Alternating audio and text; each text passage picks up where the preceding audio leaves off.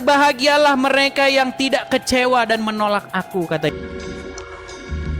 Daripada semakin dipelajari semakin bingung, mari kita menuju kepada jalan yang sudah pasti memberikan keselamatan, jalan hidup yang menjamin kepastian keselamatan baik di dunia, terutama setelah kita mati secara fisik.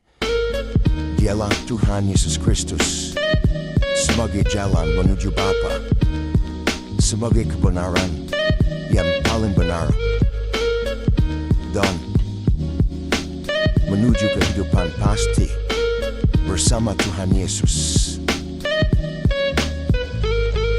Tidak ada keraguan di dalamnya.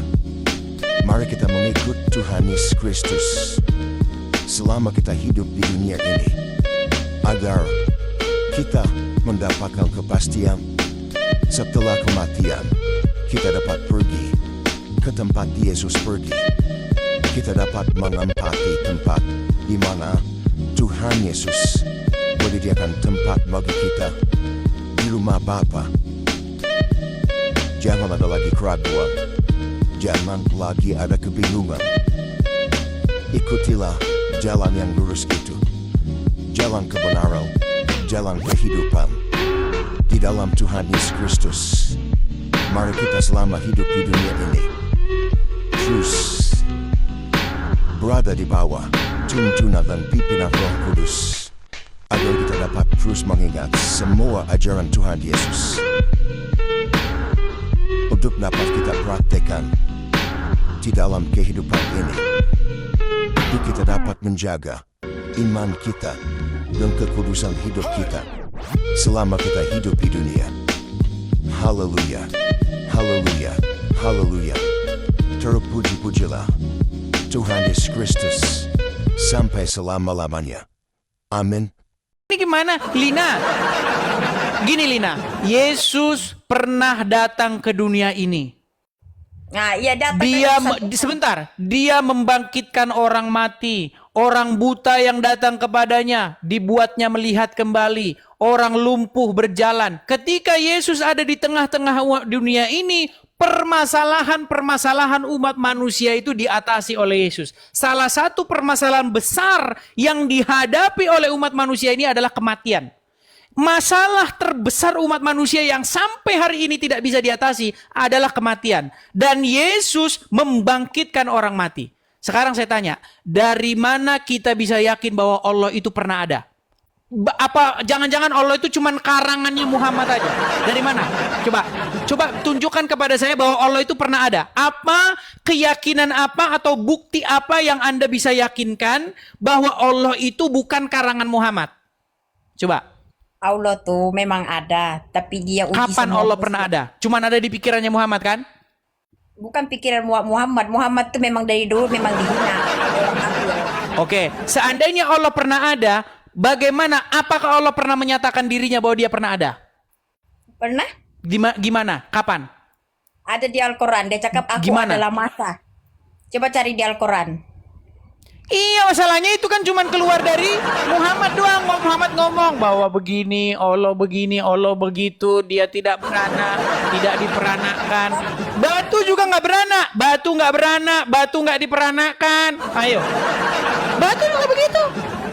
Ya, sebab kita manusia, Tuhan kaburkan mata kita tidak boleh nampak melihat dia, tapi dalam roh kita boleh merasakan Allah tuh ada. Tapi yang orang-orang macam kamu yang macam iya, tapi apakah dia pernah menyatakan keberadaannya, eksistensinya bahwa dia itu ada? Jangan-jangan dia hanya karangan Muhammad untuk memenuhi hasratnya Muhammad. Bukan dia. Oh, begini Azza. Sebenarnya kok Azza lagi? Karena mirip-mirip sama Azza ini.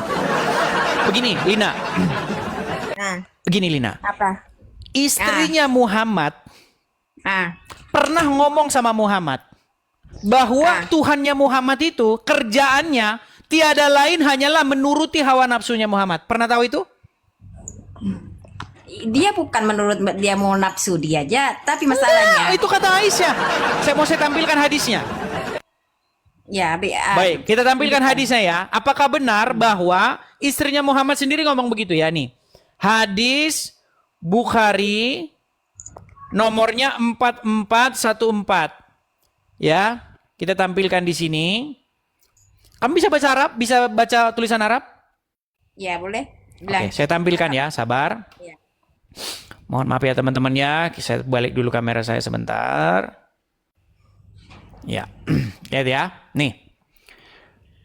Ini Arabnya. Ya. Baca aja Melayu. Oke, baik. Ini adalah hadis Sahih Bukhari nomor 4414 di dalam kitab Tafsir Al-Qur'an sehubungan dengan surat Al-Ahzab ayat 51. Ya. Telah menceritakan kepada kami Zakaria bin Yahya, telah menceritakan kepada kami Abu Usamah, Hisyam berkata, telah menceritakan kepada kami dari bapaknya, dari Aisyah radhiyallahu anha. Dia berkata, saya selalu cemburu kepada setiap wanita yang menyerahkan dirinya kepada Rasulullah SAW. Saya berkata, apakah seorang wanita menyerahkan dirinya? Maksudnya wanita itu menyerahkan badannya, tubuhnya kepada Muhammad. Ya, apakah seorang wanita menyerahkan dirinya? Maka ketika Allah Azza wa Jalla menurunkan ayat, kamu boleh menggauli siapa yang kamu kehendaki di antara mereka. Dan boleh pula menggauli siapa yang kamu kehendaki. Dari siapa yang ingin kamu ingini untuk menggaulinya kembali. Sebentar nih, pelan-pelan nih. Kalian biar tahu nih Muhammad ini seperti apa nih ya. Dan siapa-siapa yang kamu ingini untuk menggaulinya kembali dari perempuan-perempuan yang telah kamu cerai, maka tidak ada dosa bagimu. Ini Muhammad nih. Muhammad boleh menggauli siapa-siapa yang dikehendakinya dari perempuan-perempuan yang telah dia cerai. Nih, ya. Nah, di dalam surat Al-Ahzab ayat 51, saya Aisyah berkata, nih, ini perkataan Aisyah ini. Ini hati-hati bikin kamu murtad keluar dari agama Islam perkataan Aisyah ini. Nih ya, apa kata Aisyah? Perhatikan. Saya, sebentar ya. Dan boleh menggauli siapa yang kamu kendaki dan siapa yang ini. Saya Aisyah berkata, demi Allah, kata Aisyah, saya tidak melihat Robmu kecuali sangat cepat memenuhi keinginanmu. Nah, kata keinginan ini di dalam bahasa Arabnya itu adalah nafsu, hawa. Ya, silakan dicek di sini. Ya. Oke, saya paham. Jadi menurut Aisyah bahwa dia itu tidak pernah melihat, nih, demi Allah, saya tidak melihat Robmu itu kecuali sangat cepat menuruti hawa nafsumu. Ini kata Aisyah sendiri. Bagaimana mungkin Anda ngomong yang lain? Ini Aisyah udah ngomong begitu. Ayo, masih percaya sama Muhammad? Masih percaya? Ayo. Masih percaya. Berat, saudara-saudara. Kenapa masih percaya? Sebab dia mengatakan semua di situ. Dia tidak menuliskan dia pernah sentuh wanita itu, dia kawini saja. Bukan, Aisyah kan berkata, dia berkata demi Allah, dia bersumpah ini demi Allah. Aku tanya sama kamu. Aisyah cuma berkata saja, tapi dia berdosa sama Nabi Muhammad juga. Berarti dia lancang berkata begini. Oh, kok diam? Berarti dia lancang dia berkata begini kepada Rasul, lancang dia. Dia cuman anganan dia aja. Dia sudah dia dikasih. Nah, katanya Aisyah, katanya sebagai Ummul Mukminin. Gimana ini? Aisyah katanya yang paling cerdas, menyampaikan banyak hadis. Sekarang saya tanya, apakah Aisyah kurang ajar berkata begini coba? Aisyah kurang ajar nggak berkata begini? Dengar dulu. Aisyah tuh sebenarnya dia diuji juga oleh Tuhan. Waktu dia berkawin, Rasulullah tuh berkawin sampai 4 wanita. Tapi dia sentuh tuh wanitanya Lina, Aisyah. Tolong fokus dulu Lina. Saya mau tanya, apakah Aisyah kurang ajar berkata begini kepada Nabi? Waduh. Coba, apakah Aisyah kurang ajar berkata begini? Ayo Lina. Jangan dibisukan Lina. Aduh. Nanti kamu hapus itu foto yang di depan. Iya, aku masuk dulu. Kamu kan sudah foto itu sama Datu Dayak Mualaf, ya kan? Iya. Ayo, sekarang saya tanya, apakah Aisyah kurang ajar berkata begitu kepada Nabi? Iya, dia memang kurang ajar juga begitu dia cakap. Buset, dibilang kurang ajar katanya Aisyah. Sebab dia sudah tuduh Nabi Muhammad macam itu, tapi bila berarti dia kurang ajar. Berarti Aisyah kurang Jadi, ajar. Aku juga kurang ajar juga. Sekarang aku sudah juga kurang ajar. Berat, sudah.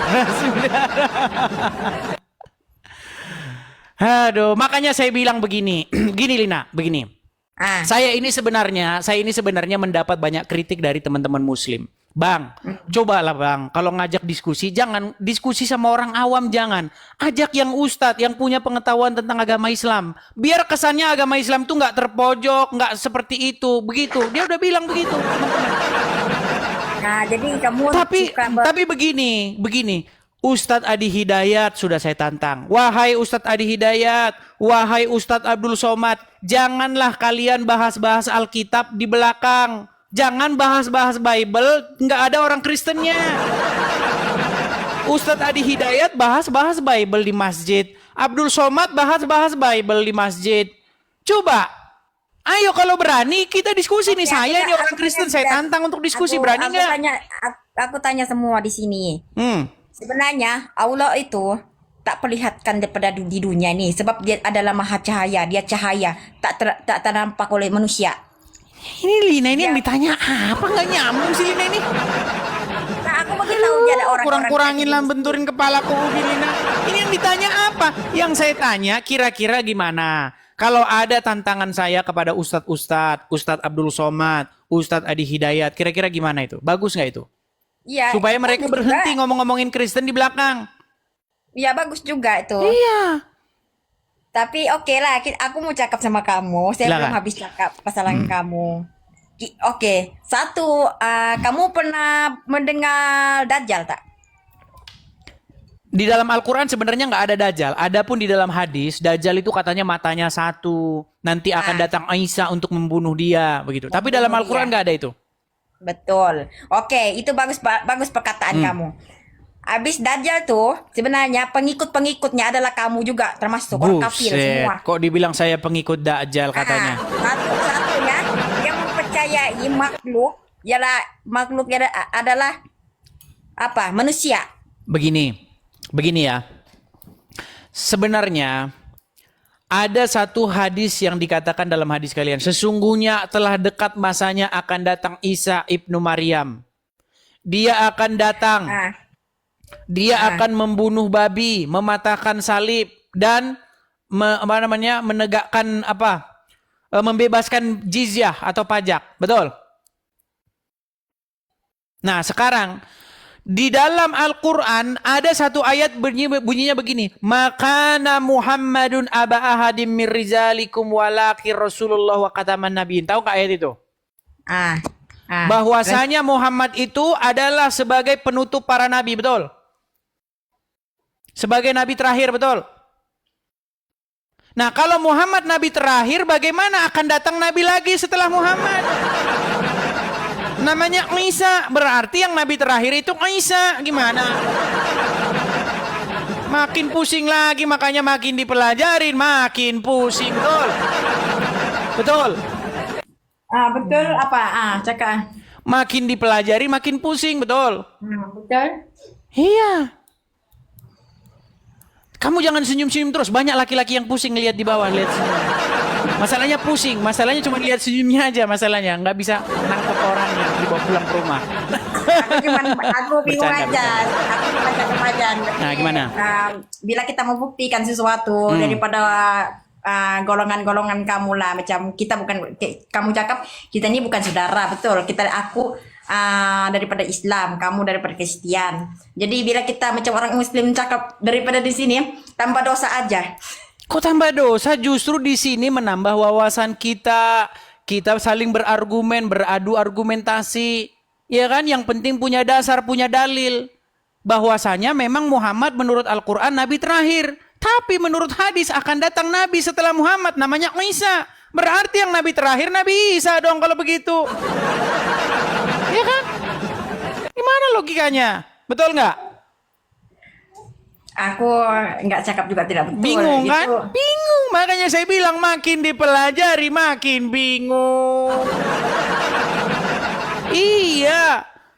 Makanya saya bilang, Lina, seandainya semakin dekat kamu pelajari, semakin dekat pula pintu gerbangnya untuk meninggalkannya. Gitu loh. Makanya saya tawarkan gini, saya itu udah belajar, saya pelajari Al-Quran, saya pelajari hadis, saya pelajari Bible, pelajari Injil, pelajari Taurat. Intinya begini Lina, kebenaran itu hanya ada di dalam Yesus. Jadi yang layak dijadikan suri tauladan, yang layak dijadikan Jadi, kamu supaya saya tanya dipimpin satu- olehnya, itu saya- adalah Saya Yesus. tanya salah satu soalan. Bila orang Muslim itu masuk Kristen, macam mana cara dia? Caranya, Bagaimana? caranya pertama Nah. harus bertaubat hidup baru, harus dibaptis. Baptis itu sebagai lambang matinya hidup yang lama dan hidup dalam. Iya, saya tahu. Bila kita masuk Kristen, kita mau pergi mana? Ya ke gereja lah, masa ke masjid gimana? Gerejanya di mana? Ya kamu cari gereja terdekat. Misalnya kamu di mana? Di Malaysia. Kan ada juga gereja di Malaysia. Ya kan? Kamu tapi menjadi Islam nggak sederhana gitu. Salam, ucapkan salam begini kan, salam tangan. Asyhadu, aku bersaksi, sah nggak gitu. Enak banget, nggak begitu. Jadi orang Kristen itu ada tahap-tahapnya. Pertama, kamu harus bertobat dulu. Hidup baru. Bagaimana kamu yang tadinya kamu niat pengen jahatin orang, pengen ngebom gereja, kamu jadi bertaubat. Ya kan? Iya, menjadi pengikut Yesus, nanti kamu berubah hidup kamu. Kasihilah sesamamu manusia seperti dirimu sendiri. Janganlah berbuat jahat kepada orang yang berbuat jahat kepada kamu. Bagaimana kamu harus membalas yang jahat itu dengan yang baik. Kalau kamu hanya mengasihi orang yang mengasihi kamu saja, apa kelebihan kamu? Ya kan? Kalau kamu hanya berbuat baik kepada orang yang berbuat baik kepada kamu saja, apa jasa-jasamu? Bukankah mereka juga saling berbuat seperti itu? Ya kan? Makanya Jadi, datang aku kepada tanya sama- Yesus, aku tanya sama kamu, beli Injil, baca Injil. Al-Quran memerintahkan loh supaya kamu disuruh beriman kepada kitab-kitab sebelumnya. Kitab Injil, kitab Taurat. Tapi orang Islam malah beriman kepada kitab Sahih Bukhari, Sahih Muslim. Yang isinya mengatakan Muhammad kena sihir. Muhammad menyuruh orang yang sakit minum kencing onta. Itu isi kitab Bukhari yang kalian disuruh beriman kepadanya. Sekarang udah banyak tuh orang Islam yang setuju kepada saya. Saya nggak mau lagi bang percaya hadis Bukhari. Banyak. Dia udah percaya sama saya. Nah sekarang tinggal satu. Beli Injil baca. Di dalam Injil tertulis bagaimana Yesus berkata, akulah jalan dan kebenaran dan hidup. Jadi barang siapa yang datang kepada Yesus tidak akan kecewa. Berbahagialah mereka yang tidak kecewa dan menolak aku, kata Yesus. Ayo datang kepada Yesus. Dia lebih layak kamu jadikan pemimpin. Lebih layak kamu jadikan panutan junjungan. Yang kepadanya kamu mengikut. Yang kepadanya kamu memuliakan. Jadi yang dimuliakan itu harus Yesus. Bukan, ya Rasulullah. Dia akan jadi dia di kuburan. Kalian berseru-seru memanggil-manggil Muhammad. Muhammadku, dengarlah seruanku. Emang dia bisa mendengar? Dia kan di kuburan. Tetapi Yesus hidup. Ya kan? Itu bedanya kita, Lina. Dia memang di kuburan, tapi Tuhan tuh maha mengetahui. Itulah dia bilang, yang masa depan atau di belakang aku yang maha mengetahui semuanya. Janganlah berkeras hati, Lina. Bagaimana kebenaran itu sudah datang ke dunia ini. Jadi firman Tuhan itu sudah nuzul ke dunia ini menjadi manusia. Jadi barang siapa yang taat kepada Yesus itu sama saja taat kepada Bapa di sorga. Patuh kepada firman Tuhan itu. Makanya ada lagunya.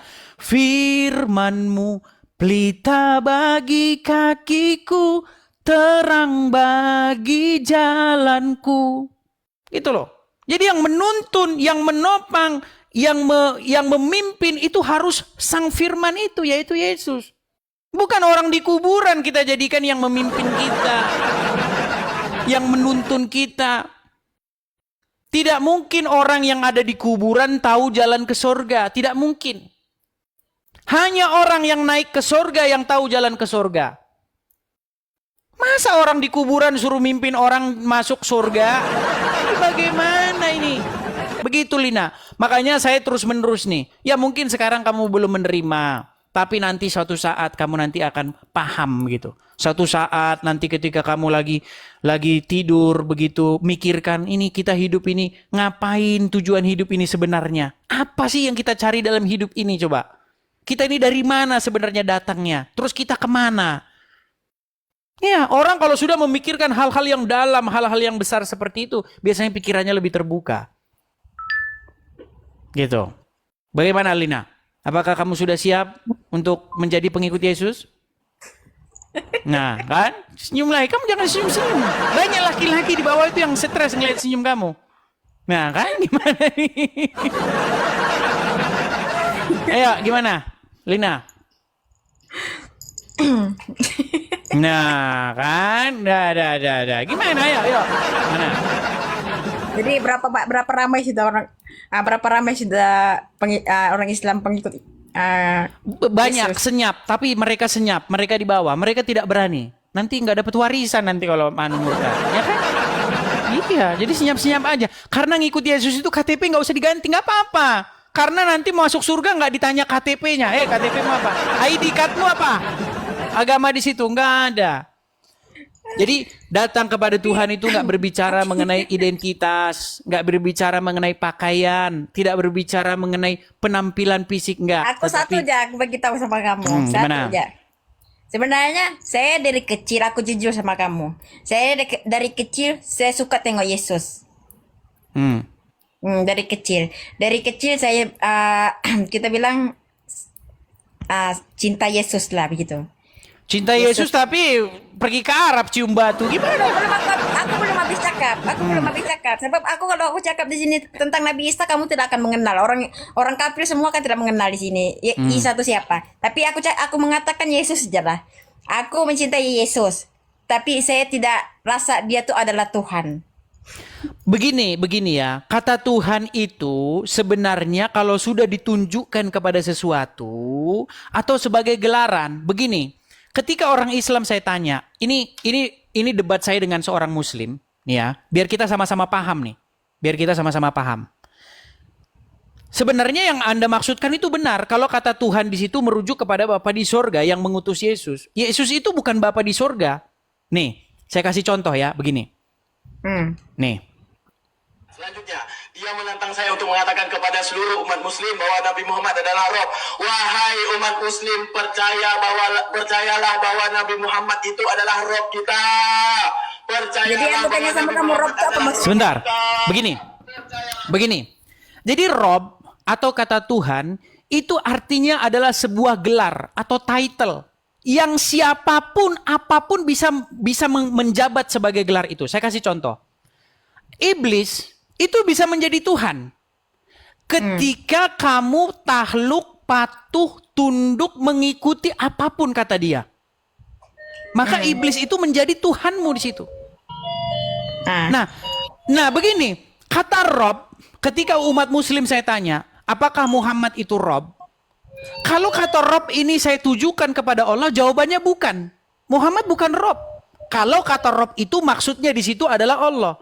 Tapi kalau kata Rob itu sebuah title, sebuah jabatan, itu bisa merujuk kepada Muhammad. Nah sama seperti Yesus. Yesus itu Tuhan, maksudnya Yesus itu menyandang gelar itu.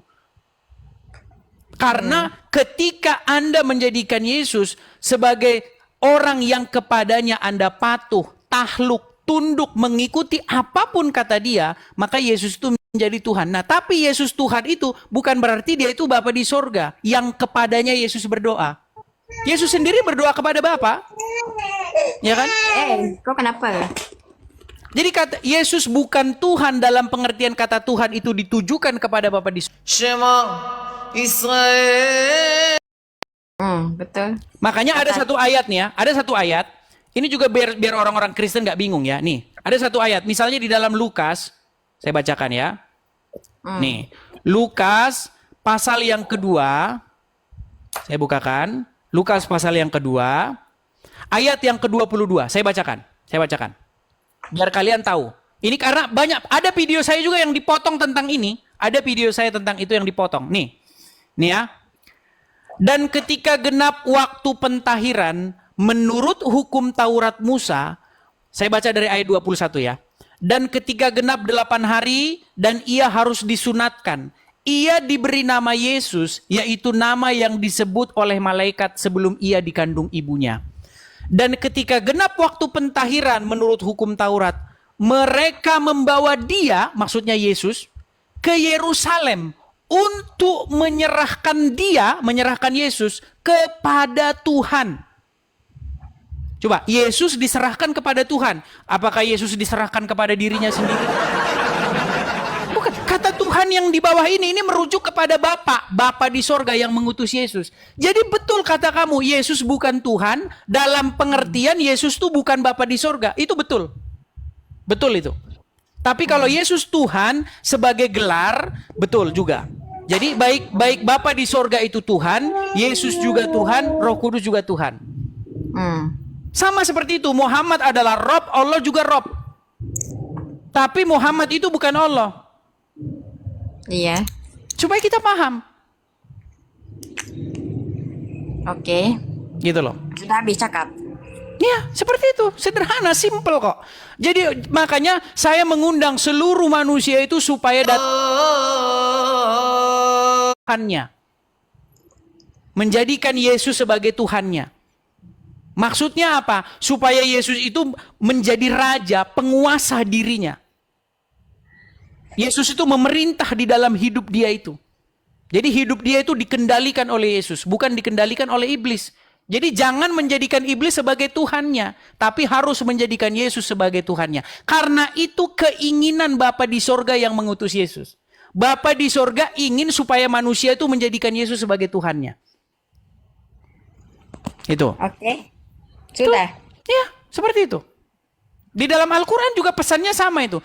Jangan kamu menjadikan hawa nafsumu sebagai Tuhanmu. Ada. Mereka menjadikan hawa nafsunya sebagai Tuhannya. Nggak boleh. Di dalam Bible juga seperti itu. Jangan ada padamu ilah lain, Allah lain di hadapanku. Nggak boleh. Yang menjadi otoritas di dalam hidupmu, satu-satunya adalah Bapa di sorga. Nah, ketika Bapa di sorga sudah menjadi ilah, Allah, otoritas dalam hidupmu, maka secara otomatis kamu harus menjadikan firman-Nya menjadi otoritas juga dalam hidupmu. Menjadi Tuhan juga dalam hidupmu. Dan Roh Kudus-Nya yang tinggal di hati kamu supaya menjadi otoritas juga dalam hidupmu. Jadi baik Yesus dan Roh Kudus itu bukan ilah, bukan Allah, bukan otoritas lain. Bukan Tuhan lain. Tetapi otoritas yang datang daripada Bapa di sorga. Jadi jangan dibilang, berarti kalau Yesus dijadikan Tuhan berarti musyrik dong.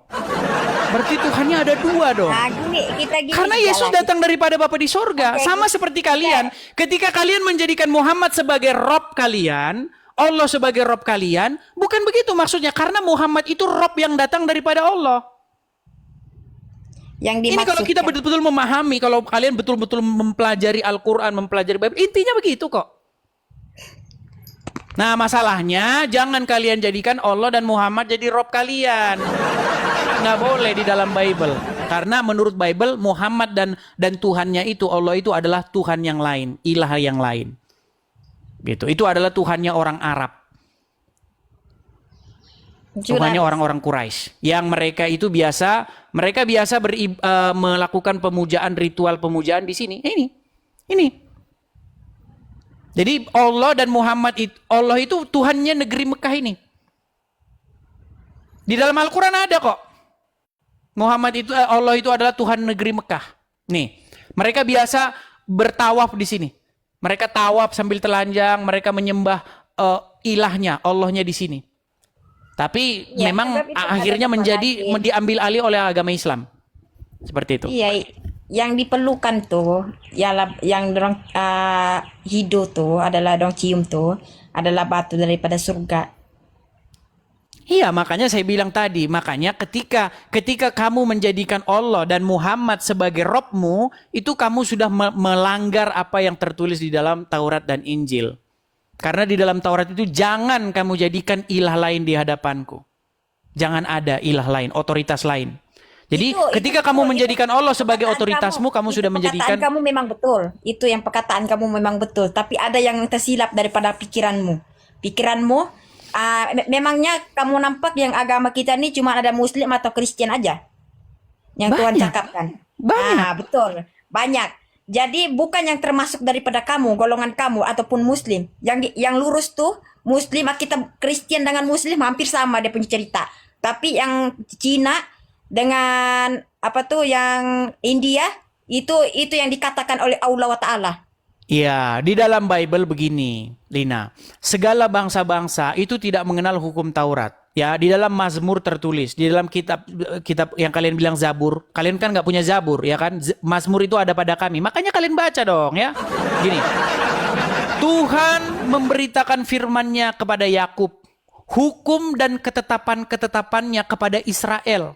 Ia tidak berbuat demikian kepada bangsa lain dan hukum-hukumnya tidak mereka kenal. Makanya hukum Taurat atau firman Tuhan itu datang dari Israel. Nggak ada hukum Taurat atau pengajaran Tuhan itu datang dari Jepang, datang dari Indonesia. Nggak ada, datangnya dari Israel. Makanya ketika Yesus lahir, ya, bangsa-bangsa yang tinggal di dalam kegelapan itu bicara bangsa-bangsa lain. Kayak kita, Indonesia, Malaysia, Cina, Hong Kong, Jepang, Amerika. Semua mereka tinggal di dalam kegelapan. Itu yang saya maksudkan. Makanya yang firman katakan. Tuhan datang dari Yerusalem, dari Israel. Terang itu datang dari sana. Kepada segala bangsa-bangsa. Dan semua bangsa-bangsa akan berduyun-duyun datang ke sana. Untuk mendapatkan firman Tuhan itu. Mereka haus akan pengajaran ini. Dan sekarang sudah terjadi. Nah, kalian ini malah firman Tuhan datang dari Arab tuh gimana ceritanya? Firman Tuhan datang dari Arab ada-ada aja. Itu. Makanya keselamatan itu datang dari Yerusalem begitu. Dan Yesus yang membawa itu. Itu berbicara mengenai Yesus. Bagaimana Yesus itu menjadi terang bagi bangsa-bangsa. Seperti itu. Makanya yang datang kembali itu bukan Muhammad gimana, tapi Yesus yang akan datang kembali. Ya kan?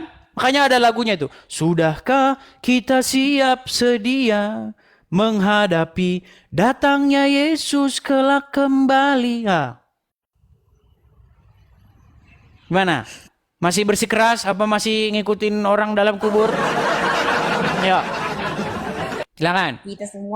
Kita semua dikubur aja. Ada tuh ajaran kamu dibakar. Berat. Aku tanya ya, sama kamu, saudara-saudara. kenapa bila kamu Yesus tuh kamu Kristen, kenapa harus dibakar mayatnya? Saya harus dibakar. Enggak juga kata siapa dibakar. Ada Kristus juga dia, tapi dia Begini dibakar. Lina, begini. coba cerita. Orang itu kalau sudah mati, itu enggak oh kalau dibakar masuk surga. Kalau ditanam dalam tanah masuk enggak ngaruh. Yang ngaruh itu pada waktu kita hidup. Apakah selama hidup kita ini kita sudah hidup berkenan di hadapan Tuhan? Firman Tuhan kepada Abraham, hiduplah di hadapanku dengan tidak bercacat cela. Tuh. Ya kan? Nah, satu-satunya manusia yang hidup sempurna itu adalah Yesus. Makanya satu-satunya manusia yang memenuhi segala tuntutan hukum Taurat itu hanyalah Yesus. Makanya Yesus tidak berbuat dosa. Makanya dia dijadikan sebagai suri tauladan. Teladan kita. Makanya karena kesalahan satu orang yaitu Adam yang pertama, maka dosa itu menjalar kepada seluruh umat manusia. Maut, kematian itu menguasai semua manusia karena ulah satu orang. Kesalahan satu orang yaitu Adam. Dan karena kebenaran satu orang juga yaitu Yesus, Adam yang kedua, maka semua orang yang percaya kepadanya akan dibenarkan. Gitu. Simple kok kekristenan itu, pelajari aja. Makanya Yesus sebagai juru selamat, penyelamat. Karena dia benar. Jadi hukuman, pengadilan di hari kiamat itu tidak melihat kita lagi, tetapi melihat Yesus. Jadi barang siapa yang berdiri di belakang Yesus, maka mereka akan dibenarkan. Jadi jangan merasa, wah saya udah benar, saya sudah suci, saya siap menghadapi tahta pengadilan Tuhan. Enggak. Tapi ketika Anda berdiri, Anda menjadikan Yesus sebagai juru selamat Anda, maka yang dilihat, yang dipandang itu adalah Yesus. Itu berbicara juga mengenai bagaimana, tapi kamu nggak percaya itu. Tapi jangan panjang-panjang lah, cukup di ini dulu ya, bagaimana Paskah. Tahu Paskah? Agama Islam nggak tahu Paskah, makanya agama Islam tuh tidak termasuk agama Semitik. Paskah aja nggak punya kok. Paskah tuh Pak, saya pernah dengar. Iya, Sebab Paskah itu berbicara mengenai bagaimana. Aku bagi kamu soalan satu. Saya pernah kawin dengan orang Kristen.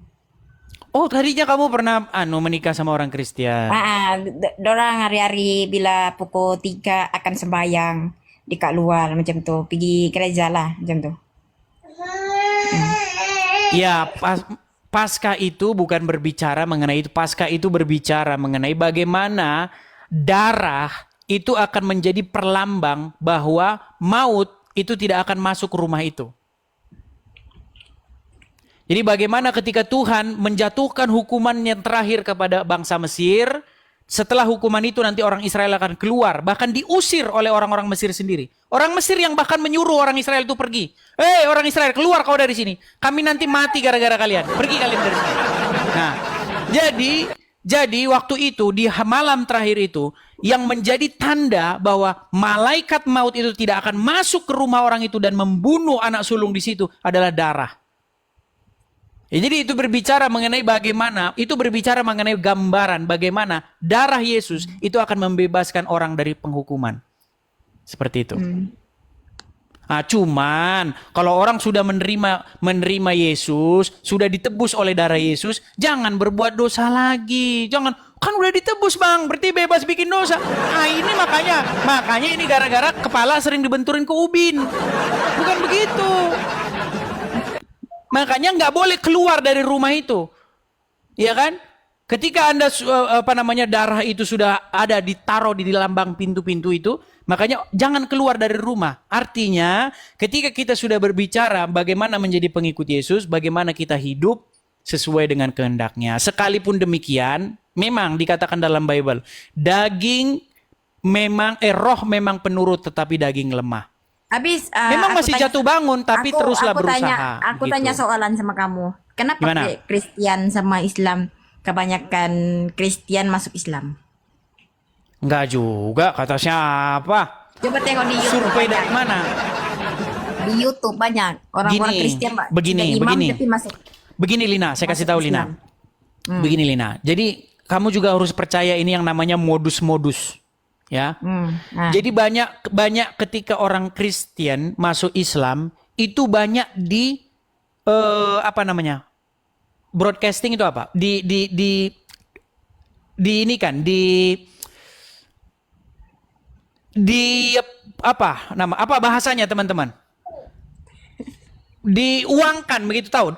Dijadikan sebuah komoditi. Iya, dijadikan sebuah komoditi. Oh, kamu jangan salah. Adalah itu bukan diuangkan. Ada. Begini. Kalau orang Islam masuk Kristen, mereka tidak berani. Mereka gerakannya di bawah. Banyak mereka, tapi gerakannya di bawah, nggak berani mereka. Tapi kalau dari sebentar. Mesti kamu bertanya-tanya kenapa orang Islam tidak berani masuk Kristen? Karena pertama takut karena ada hukuman. Barang siapa yang murtad dari Islam maka betul nggak? Iya. Barang siapa? Gini, karena menurut Al-Quran lakum dinukum, ya kan? La ikra'ah fiddin, betul nggak? Tidak ada paksaan dalam agama Islam, betul? Lakum dinukum, betul? Menurut Al-Quran, tapi menurut hadis, barang siapa yang keluar dari agama Islam, maka dia harus iya. Tapi katanya la ikra'ah fiddin, gak ada paksaan dalam agama Islam. Beda, bertentangan terus. Gitu loh. Nah, tapi begini, kalau ada orang Kristen masuk agama Islam, langsung dibikin YouTube-nya. Karena apa? Fulus. Ada berkaitan dengan fulus. Makanya motivasinya uang. Lihat itu di acara Zakir Naik, Donditan, selalu itu dipublish. Itu dikomersil, maksud saya dikomersialkan. Itu dinamakan yang kamu cakap dibayar, kan? Iyalah apalagi. Saya tahu kok modus mereka itu, gerakan-gerakan mereka itu. Saya tahu. Aku tanya sama kamu di sini. Aku tanya sama kamu. Yang kamu cakap tuh semua fitnah. Kok fitnah? Gimana buktinya? Itu dia mensebarkan Buktinya apa? kebenaran Mari yang Al-Quran itu adalah teman-teman, mari teman-teman kita dukung dana untuk mualaf. Nah, ini sudah mulai kan? Mulai. Ya memang oke lah, itu nggak apa-apa lah. Ada dasar boleh lah gitu ya. Mungkin mualaf-mualaf ini tidak oke lah, ada dasarnya. Tapi kenapa selalu begitu? Kenapa yang jadi mualaf pasti nggak punya duit? Kenapa? Coba sekali-kali yang mualaf justru dia ngasih duit, Jadi, ada nggak? aku satu jelas, satu Yang lagi, mualaf satu terus-terusan nggak ada duitnya terus, Aku- ada saja. Bukan Nah, itu mencurigakan? Satu lagi aku nak tanya sama kamu supaya saya boleh pasti supaya saya tidak ragu-ragu mau masuk Kristen kan. Gimana? Oke, satu lagi. Apa? Jadi Saitan tuh yang masuk Islam tuh jadi dia tuh dibayar juga kan? Loh, itu kan Muhammad bilang. Loh, ini bener, ini serius nih, ini bener. Ketika Aisyah berkata, "Wahai Rasulullah, apakah setiap manusia ini didampingi oleh setan?" Kan betul?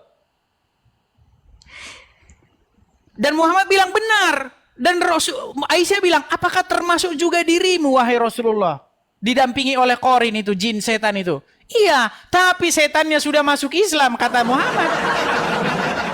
Nah makanya saya tidak mau masuk Islam. Nanti masuk ikutan sama itu tadi, jin itu tadi. Gimana? Aduh. Bahkan di dalam Al-Quran, ketika ayat-ayat Al-Quran itu dibacakan, maka jin-jin itu berkumpul, betul nggak? Mendengarkannya. Iya, nanti saya jadi sama dengan jin nanti. Begitu, Lina. Oh, saya sudah paham. Oke. Tapi ngomong-ngomong banyak pertanyaan dari para netizen di bawah, terutama kaum pria. Apakah Lina masih single? Single mom. Wah, single mom tuh. Silakan. Oke lah Lina ya, karena ini juga saya sudah Pak, saya sebenarnya tidak mau laki dekat bawah nih. Saya mau Idris aja pasangan hidup saya supaya saya saya tidak bisa. Saya tidak bisa. supaya kamu masuk Islam aja. Nah, apalagi Tapi itu, bila kan, kamu tidak bisa. mencintai saya, kamu akan masuk Islam juga. Tidak bisa. Oke lah Lina ya, karena kita sudah nanti mungkin juga sudah waktunya untuk buka puasa. Makanya saya temani kan. Sambil Lama lagi menunggu. buka puasa. Iya, sambil menunggu buka puasa enaknya nonton Edis TV, dapat banyak pengetahuan. Kalau nonton Tapi kajian siang di TV kalian malah lihat itu. Tapi itu jelas, saya terima kasih sama kamu. Sama-sama, Saya berterima Lina. kasih. Sama-sama. Saya berterima kasih sebab kamu ajarkan saya yang Saitan tuh sebenarnya dibagi uang juga. Hah? Gimana? Oke lah Lina ya, ini kita sudah masuk mau acara mungkin buka puasa teman-teman. Jadi ini juga sudah waktunya saya istirahat. Begitu Lina ya. Besok sambung lagi. Oke host, kamu Silakan. istirahat lah. Oke. Bye, selamat Bye. petang. Terima kasih, selamat petang. Jumpa nanti. Iya teman-teman sekalian ya, ini